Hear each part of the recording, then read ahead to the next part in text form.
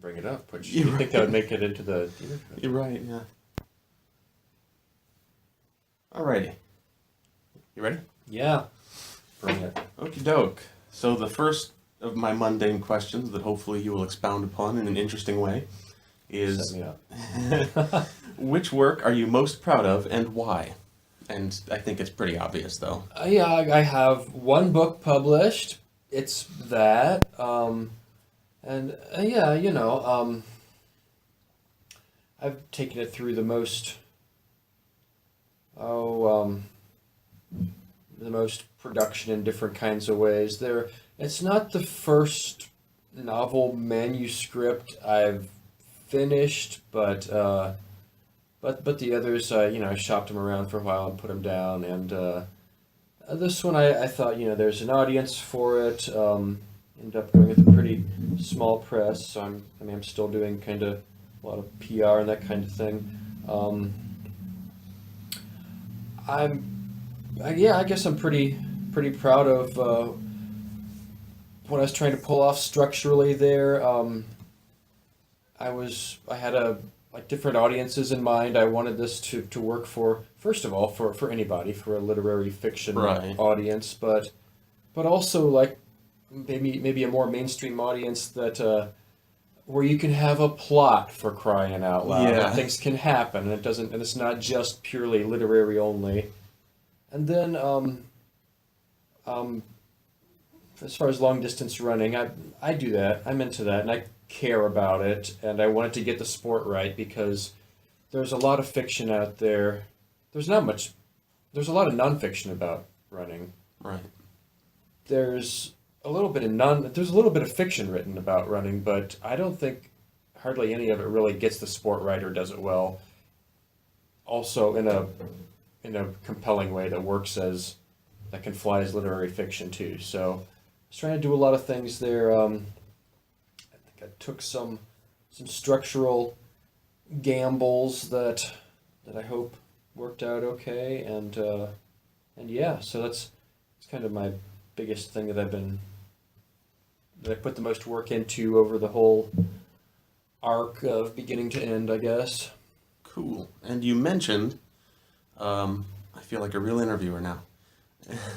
You mentioned that it has a big audience, the topic of running, which I could have a big audience, right? Right. You said you had a big reader base or something in there a second ago, which I didn't. Well, I wouldn't have expected myself, because I heard you were writing a book about running a couple years ago in class, and I was like, man, this guy's crazy.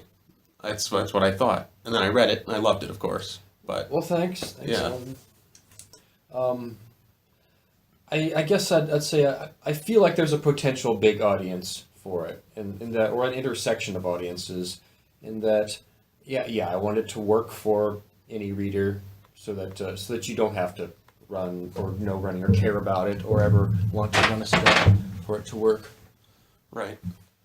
Things fall. Yeah, something. I think I know. Oh. This is crystal. Oh, yeah, I'll go. Good stuff. Okay. That's dual refracting quartzite, which is a thing in one of Thomas Pynchon's books. But yeah, audience. I think the potential audiences I did have in mind there, and yeah, runners have been a big audience for this because sometimes runners read books. Right. Which is another thing you don't normally think of. Like when you think of somebody that reads, you think that's all they do. And if somebody's going to be into running, that's probably all they'll do. And I feel like there aren't that many books, certainly fiction, that would compel runners to be like, ooh, I will go read this book that might even be literary fiction. They're not going to pick that up unless it's about the thing that they know. And Right. but demographically, once you get into like the ultra distances and stuff, you get like a really high percentage of people with who are pretty literate with advanced degrees and all that Right. stuff. Go figure. And You got to be smart to care about fitness, I suppose, and understand it. well, I mean, it's, I don't know about smart, but I think it's just partly to have the leisure time to do this kind of stuff, and like the insurance plan that'll fix your body and stuff, and so it's kind of like a demographically heavy on the like white collar middle aged white guy sport, you know. Right, right. Do you think people outside that demographic could enjoy it? Like you said, that's what you're tempted to do. Yeah, and yeah, that's what I was shooting for. Where the book's done best are places where like where I have an audience of a bunch of runners though, because Right. because then you get a bunch of people who aren't necessarily readers, but oh sure, I'll try that. What the hell, you know. So, potential audience and actual audience are not the same thing without a whole lot of PR and publicity, and just there's a lot of books out there, you Right. know.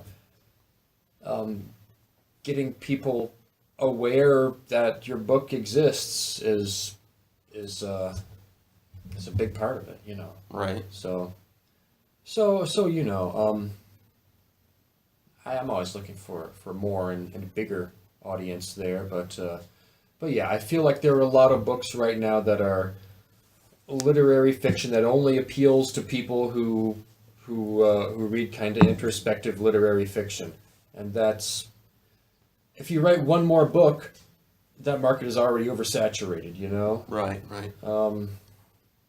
So was that your main goal when writing this book, was to fill a gap in the market? Or was there some other greater goal that you had in mind? Well, I mean, it's a thing I know about, and it's a thing I care about. I'm a nerd, and I enjoy learning like the science of running and performance and that kind of stuff, which I never really like formally learned or anything, but it really intrigued me, like as it relates to, you know, to like to me personally and to people I know and that kind of thing. So you know, So it was a bit of a learning experience for Oh, you, sure, yeah. just as much as for the reader.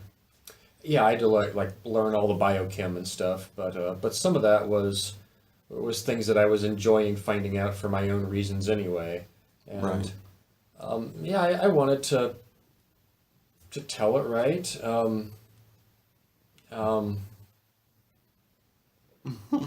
Yeah, how the hell do any of us write? I don't know. Is that because I can't stop and do something more productive with my life? I Right. don't know. Is it right? Well, that is a good question. Would you say that's it for you? Is that Um, that's about the most productive thing you found you can do with your life? Geez, I hope not. Because seriously, if you look at it, like I think for most writers, like the time invested versus the return, this is not the way to, you know, Right. get rich quick, you know. So yeah, why do we do this? I think you know, we could get philosophical. I think like why do we tell stories, and why do we read stories or hear them or watch them or whatever? Why is that important? Um, you know, I think it's I think a parallel could be drawn without stretching it too far, that's what your book is about, other than superficially being about ultramarathon running. It's more about why do we do the things that we love that tear us to pieces. which is true of all of us, right? I Right. mean, I think any good fiction is about, yeah, why do we do the things that we do? It's about some insight into the human condition, and yeah, I was trying to write about a character who has like some real flaws that he's Right. aware of, and and you know, we all know what our flaws are, and yet we don't fix them, and we keep fighting against them. So I think, you know, fiction is a way to explore the human condition and learn about ourselves and others, and if we figure out a thing, to share that maybe. And I think that's why we read, you know, why we read anything good. I Yeah. hope, you know. Is sharing your personal insights and opinions and views of the world a big part of it for you individually? Um, sure, I guess. Um, hmm. Because I know that one of the reasons I write is to express thoughts that I have that I can't just strike up a conversation with somebody about. Yeah. Like, hey, have you ever thought about this? And when you write it down into a story, it gives you license to be that crazy person that runs up to you on the street and says, hey, what about this? You have a reader's captivated attention for a longer period of time, and you can Right. develop a longer thing. Yeah, yeah, I think that's a big part of it. If you feel like you can tell an engaging story, and then someone tells you like, I read this and I loved it, that's a good thing, right? Or like, Right. wow, you really got this right or something. I feel good when I hear that from ultra runners or from high school chemistry teachers. You know, Right. or I know some people who are both, but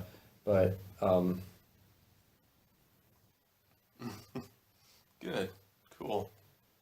I might be the worst at this. I don't know. So, my apologies if I am. But you know, geez, which question are we on? well, that was one. That was question one that we Oh, managed good. All to right. Yeah, we expound nailed upon. that. Yeah. So I suppose um, the next we've touched on some of them already that are spread throughout there. Does working at the university and meeting new students every year influence your topics or characters? Because as I was reading it, and this just might be my narcissism kicking in, I thought to myself, oh, that lazy kid in class that doesn't seem to care too much is Alan. He took that from me, and I've felt so proud. But then I thought, no, he's got 1,000 other kids coming in that half of them are just taking a gen ed and sleeping, so it can't be me. But Well, I'm delighted that for a moment though you thought that it could be you. Right. I'd love for everybody to read that and think like, oh, and then, you know, imagine themselves into that. I'm kind of cheating and looking ahead too, but I'm not my main character. right, that was one of the questions. Uh, I think okay, there's this whole genre of the college novel, which maybe someday I'll teach a lit class featuring that or something. But there are a bunch of those, and I wasn't really setting out to write one of those. And I feel like that's kind of like an insular audience anyway, kind of like preaching to the choir there. Um, um, so I wasn't really setting out to replicate the whole. Oh no, not at all. bit, But like being exposed to so many different people of different walks of life being brought together into your classes, does that help you to gain insight onto how to effectively create characters? I see where you're coming from with that question, but I've been here 15 years, and I've worked with a lot of brilliant students doing a lot of great stuff, and I read your vampire piece, by the way, too, which is a lot of fun. Oh. We can talk about that when we're off tape or something, or on, or if you want. I don't care, Well, but it's not about me, but but I mean, it's everything always about is, me. you know? And I see a lot of brilliant students coming through classes, and but also, I mean, my window on all of their lives is pretty. I don't know what everybody has going on personally. Right. It's just a very kind of superficial The connection shallow that- facade of a student pretending to care. And I'm still like projecting more on like when I was a student and looking pensive in Right. class and pretending to give a shit about things, and I know how that is, but I see mostly it's a pretty, maybe you've noticed, it's not the most diverse student body around here. Right. Just saying. And I see everybody come through it kind of at this constant point of their lives. So it's like this 4-year window. So so I don't know. I'm not seeing I'd be more interested in what people are doing like 10 years later or something like. Right. Because right now all y'all are, seems to me looking back, are in pretty much very similar circumstances. What is interesting about the university environment is I have colleagues who are doing all kinds of wacky shit. Right. Yeah. these are great research opportunities. I've used that for another project. I sat down with Phil Lucas in Criminal Justice for a long talk on what a body looks like and smells like after like 3 weeks or something, and boy does he have stories, you know. Oh, joy. Yeah, it was fantastic. Like a human body? Yes. Oh. Yeah, he had some stories. Orange oil. That's the thing you want to use, apparently. Orange oil to make them smell not so bad? Whether you soak it or not. Mm.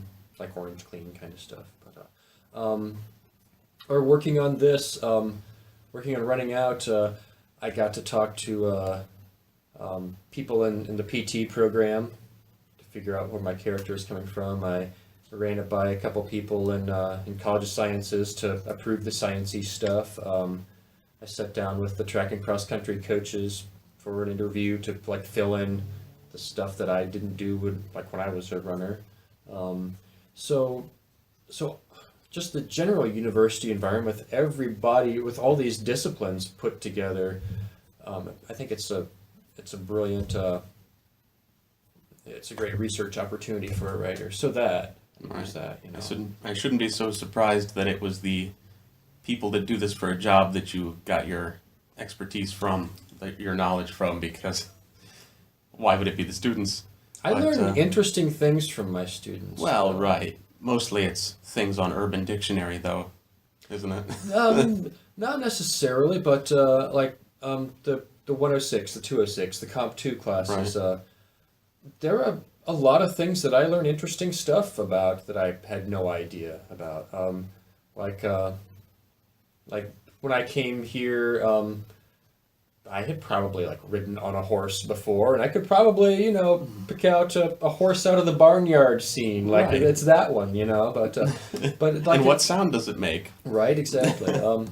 But there are, but you know, that's like a whole nother lifestyle that I wasn't aware of, and discipline and just field of people, or people who are doing the college thing and are really like fixated and focused on the sports. That's a thing that I had never understood or related to before. Right. So yeah, to an extent, I mean, I'm seeing how it is from all kinds of different points of view, and the things that people decide to write their research papers about and things. Right. Sometimes they're interesting. Sometimes I learn But them. you would say that when you set out to write this novel and anything else you write, you don't just have it all in your head and think, this is how I kind of want it to be. You actually have to think, okay, I don't know who this character is. Let me go research him. There's a point where you figure out that you have to go do research. I don't think the research usually starts it. You know, when I figured out that this character was, like, this was his study and his profession, then I realized I had to learn about that, you know. Right. Or, yeah, like what I'm working on right now, there are a few people I need to talk to. I know a guy who's a pilot, and I need to sit down and have a conversation with him about what would fly after an electromagnetic pulse that pretty much destroys everything electrical. So, because I need to know these things. Right. He might know these things. I certainly don't. Right. Certainly like a biplane that doesn't run on electricity. Um, Well, it runs on gas. If it was like, I don't know. See, that's why we gas. Okay, yeah, right. That's what I figured out so far. There's a if it has a magneto starter, that's versus like an electronic ignition, then it might be easier to start. And I think of like the old school planes where they're like contact, boom, and they spin the prop, and that like starts it up. It's Right. that's a magneto starter. But, Interesting. yeah, I don't know like how far back I have to go. So. And so this is for another book idea or a story Yeah, this idea? is for the current thing. Ah, It's near term post apocalyptic sci-fi. So, yeah. it would be interesting to know. See, I don't I don't ever hear about you see these zombie shows and stuff, and they always try to find a car that still works. I've never thought about anybody getting a helicopter or an airplane or something and flying away. That's interesting. Okay. um, We have a lot of questions left. yeah. Well, we've brushed across a couple of Yeah. them. I'll go for one that we haven't. How about what is your idea of a successful work? Um, I think it's successful um, when when you're happy with the product and the way it is, and you're able to put it in some like finished product into other people's hands or in front of their eyes, and other people can read that and say yes, that. Right. Um, So as long as you're happy and the reader would be happy. yeah, okay, sure. I think I'd say so. But you know, I think I would say I'd add to that. I think it needs to attempt something difficult. Right. There are a lot of things that you or I could do right now that would say, oh, that's good enough, and put it in front of a reader and say, that amused me for 10 minutes, and move on, right? But if it attempts some hard things and accomplishes them, then that's important, I think. And what if you don't? What if you have you ever had like you said, you've had other manuscripts. Would you say that they crashed and burned because you couldn't figure them out, or just because the readership wasn't there for them? Um, Maybe both, or maybe one because of the other. You know, I think I had one that I was working on in grad school. That's like in a box, and occasionally I'd roll it out and send it out to things when it's like just the right market or something. It's the quick slug line is it's some transplanted kind of blue collar Appalachian, Ohio area kids who ended up in a love triangle in a Bozeman, Montana trailer park. So, which I thought was fun, but Well, it sounds challenging too. it was, It's a very unique set of circumstances. but it's not necessarily something that grabs the headlines and Right. is easily agentable and you know, knock down the doors of a big publishing or something. There's a lot on the market that does things like it and also does it well. Um, I had another one, the one after that. The main character is a dog walker in Chicago. I was a dog walker when I was in grad school, so I was pulling from that. Right. But he he can't sleep. He has this terrible insomnia, and he figures out he can only like fall asleep in other people's houses. So he's like taking tiny naps as he's like walking the dogs and things. So I'm kind of trying to. I don't know if that's ever resurrectable, but It sounds fantastic to well, it me. was fun to write. Right. And there's dogs in it, Right. and there's particle physics, and there's kamikaze poetry. So what's not to like, right? Right. Well, I think the reason he can't sleep is because he see, here's where I want to like resurrect this for current events and things, because his his friend from home, his best friends or his old friend's little sister, comes to the city to visit colleges, and she's kind of all over him, and like, screw the colleges, let's go, you know, hit the clubs and things, and Right. and she wants drugs and stuff, and so they go out and they party, and the next thing he knows, he wakes up, she's getting dressed, she's pissed, and he remembers nothing. Right. I think it pretty much like they both got roofied or something, but he remembers nothing and doesn't know what he didn't do, and only knows that she's pissed about it. So, geez, I'm feeling like a little bit of a Me Too thing going on in there, because Right. cultural complications and things. But I don't have time to pick up that project right now. And that was another one where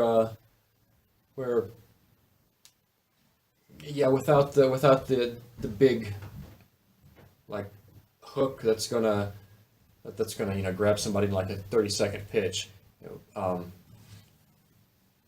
And there were difficulties with that piece too. Right. Just structural things that I wasn't sure of. So um,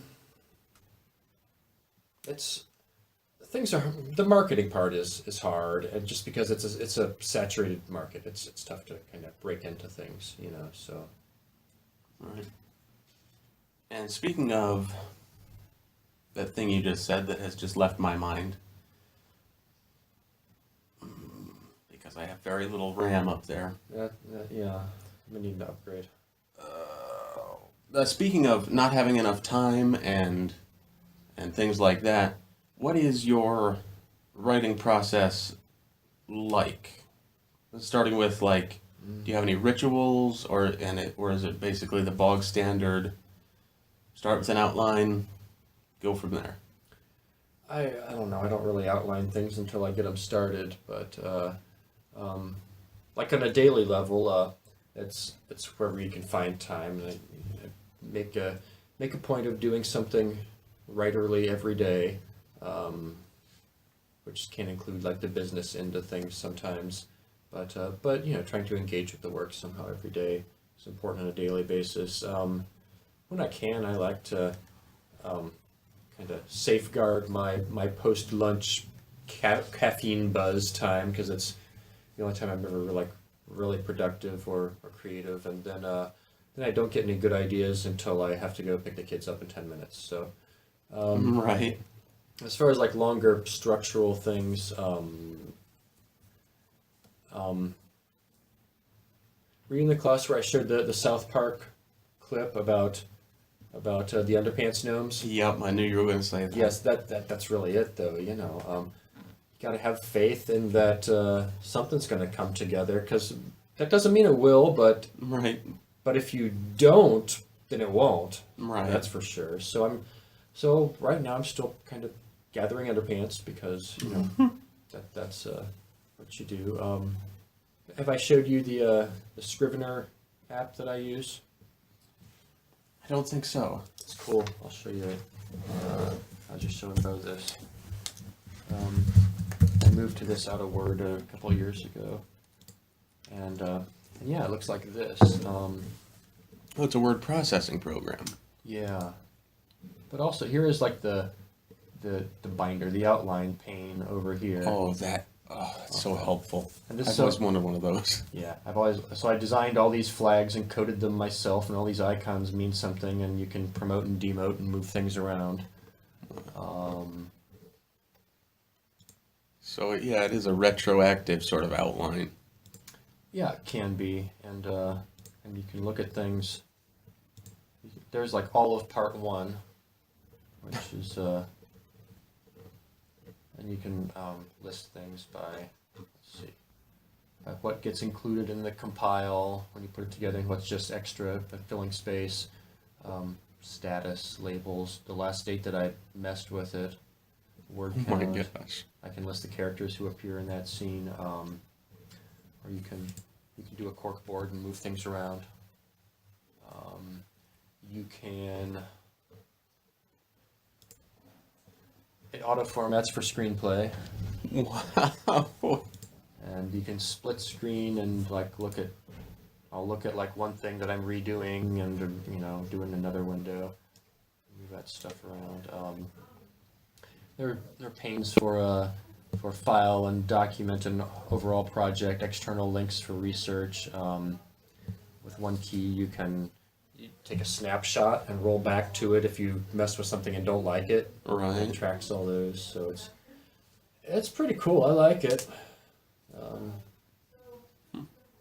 Yeah, that seems like it would be very, very helpful, and much more organized than anything I've ever done.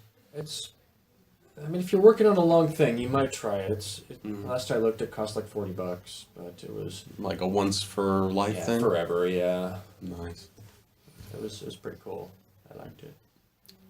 So then, what are your thoughts on revision? Because I think I've heard you talk about it in class before. I'm for it. You're for it, yeah. But Is it easy? If you know what's wrong and if you know how to fix it, then sure, you know. But is it hard to let go of things? Just take a snapshot. Oh, Right? You know, clever. or just throw it out and put it in a pile of other things. Like there were in running out, there were probably there's probably like another 100 pages of stuff that was perfectly good material, but wasn't necessary. Right. I just cut it out. I mean, you gotta. I do a stage that I call the slash and burn revision, where I just go in there like, all right, I'm going to reduce this whole fucking thing by 30%. You know, which is incidentally around the number that Stephen King uses in on Right. writing. You know, I have heard that he's famous for taking out large chunks of these huge biblical-sized novels.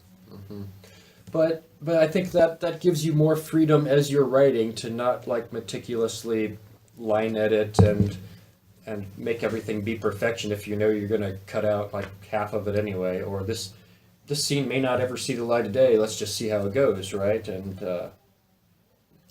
sometimes you just got to write the same thing 3 ways and knowing that they aren't all going to work. And then there are the story problems, the inconsistencies where how can I have both this and this? Or how can I lead this to here? Or why would this character do this?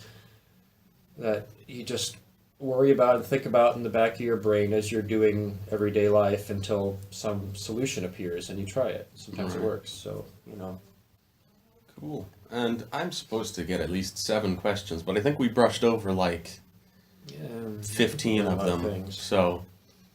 So I think that's We've good. hit a bunch of these, yeah. Yeah, Jeez. and I feel like we've been here for 45 minutes of your time. But, Ish, so one last question? Yeah. Cool.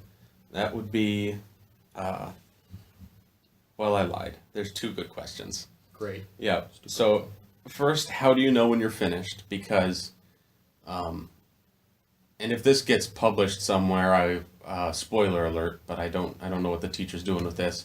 At the end of Running Out, there's a bit of a cliffhanger ending that I actually had to reread 3 times before I even understood, before I could even come to terms with it. I felt like I was taking some risks with the ending, yeah. Yeah, but then I thought about it and I thought, how else would you have done it?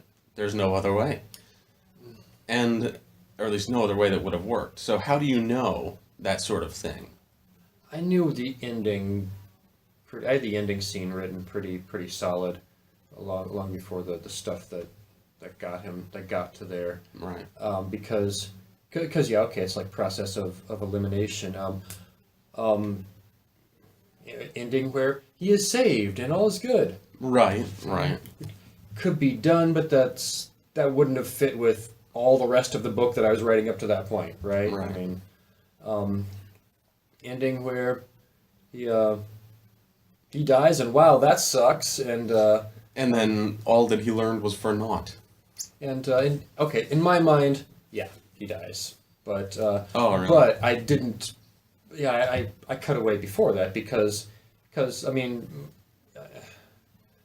it's like I talk about in class, the bait and switch thing, the thing that you give the audience to say it's about this, it's not really about that. Right. And I realized early on that if the ostensible question is, does he make it or not? Right. And if the ending only answered that question, I would have totally failed in trying what I really wanted to do here. So yeah, I mean the place he comes to at the end is, I think, independent of, because yeah, I cut away before he Right. definitively falls over and dies or something, because I didn't that no longer held any point for me, you know. And then as soon as you say, and then he died, and all was happily ever after, then you stop thinking about it.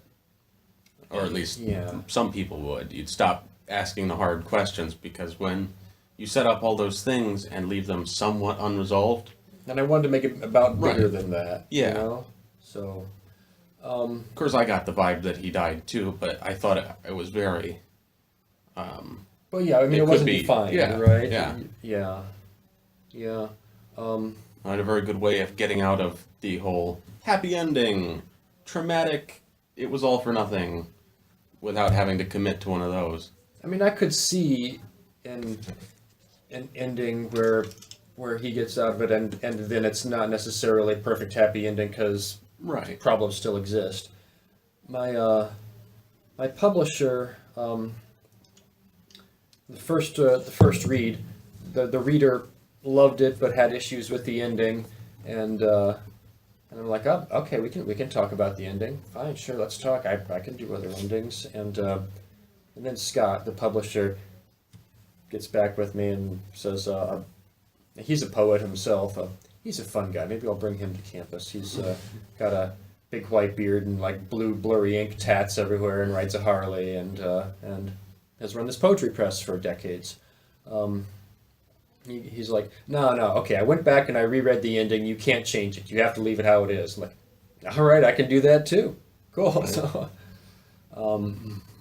So that was his first thought, was like, no, I see why it has to be this way. Right.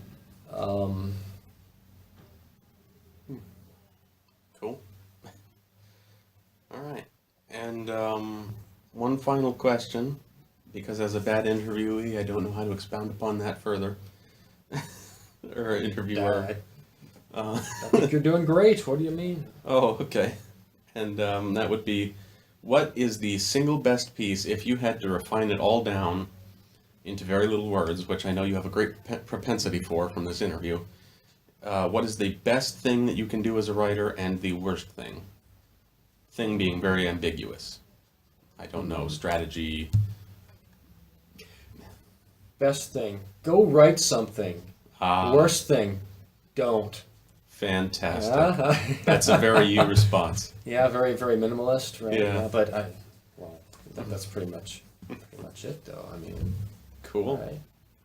Well, thank you very much. No problem. Thank you. Well, hey, thanks for reading my book. You No blew problem, through that yeah. in a fast couple of days. Well, thanks for your time Right. on that. No problem. Well, you appreciate see, it, that's you the thing. At first, because I can't read to save my life, because I'll just get distracted and then I'll find out I've read 50 pages and not absorbed any of it. So I find what it's better to do, so you don't get distracted, is have it read to you while you read it, because then you're locked. You have a pace, and if you look away, then your brain can't fit, so it snaps back to the word, right? So this whole time, right, I read the book in Word where I told it to read aloud in a robot voice, and I didn't know so that. creepy. Yeah, and I do that with all sorts of things, just because I can't stand to read. And then afterwards I figured out that you made an audiobook. There's an of it. audiobook, yeah. And I started listening to it. I was like, I would much rather have read this in Dave's voice. Oh my gosh! But yeah, it's very, very much better than I expected. Like I said, Well, I hey, thought you were thanks, nuts. which is still a possibility, Well, though. of course, honestly, everybody but- is. yeah. Some people are just good nuts, and Yeah. right, cool. Hey, yeah, I read the vampire piece too. I didn't make notes in.